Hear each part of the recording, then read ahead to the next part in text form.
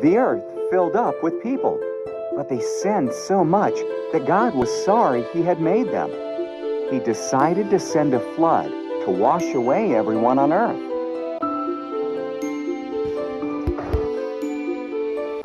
There was a man named Noah who wasn't like the others. Noah loved God and obeyed him. God decided to spare Noah and his family from the flood.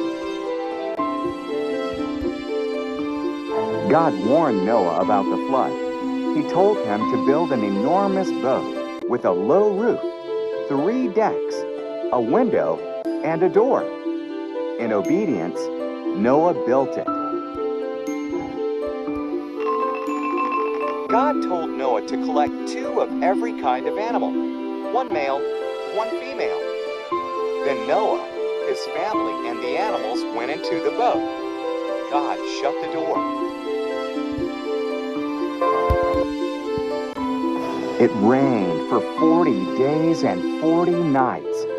Water fell from the sky and rose from the oceans and lakes.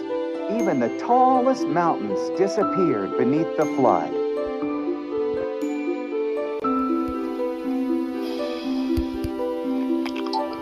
Meanwhile, Noah, his family, and all the animals were safe in the boat, floating on the floodwaters.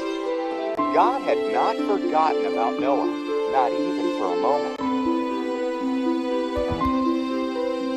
God sent a wind to blow.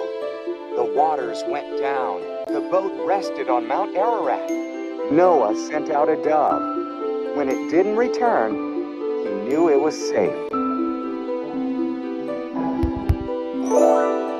When the ground was dry, God told him to come out. He put a rainbow in the sky as a promise that he would never flood the whole earth again.